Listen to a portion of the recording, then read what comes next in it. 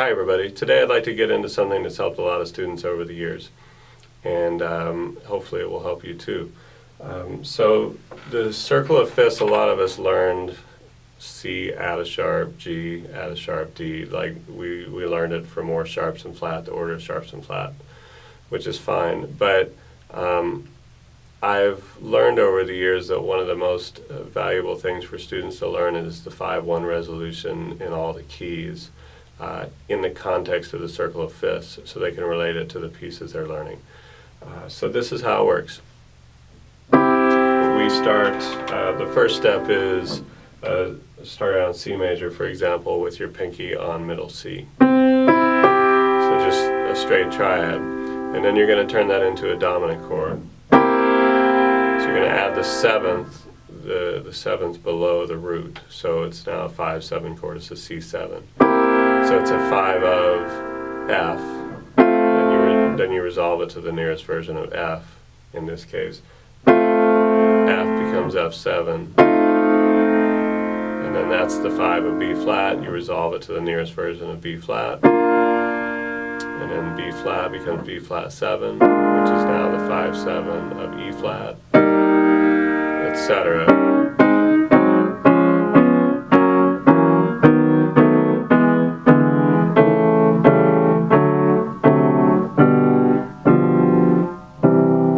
Back to where we started, we're in C.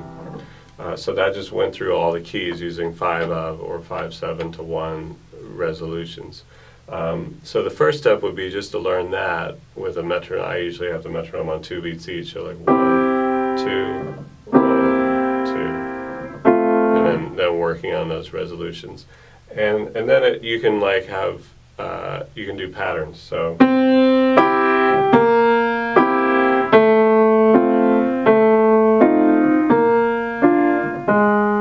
you can hear the voices, or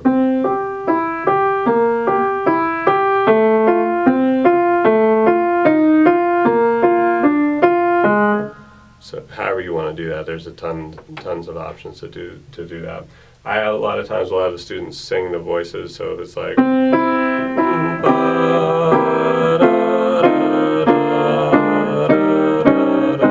so just find the threads, find the lines throughout that harmony. Inversions are great if you want to say start in first inversion and then add a seventh and then resolve to the nearest version of the F chord in this case. Add a seventh, resolve to the B flat, and that'll put you back in first inversion. My rule on that is you move to the next chord without moving your top or bottom note more than a whole step. Half steps are always preferred.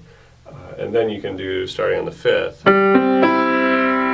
so second inversion, resolve,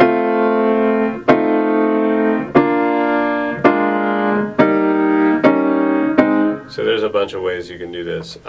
So that's the first step, and then from there you can do a lot of variations, and I'll get into the variations. You can get into improv. I'll get into how to improvise lines using these concepts also. There's several steps to this. Some students really take to this, and I've spent like probably over a year with some of them who just really get into the permutations and variations, and it's really fun for them. Some don't quite see it until you point it out in the pieces they're playing, like how it's connected. So it just depends. But I would say metronome in half notes or 2 beats per chord at the beginning, and then we'll go on to the next steps in the next video, so you can evolve into that. Hopefully this helps.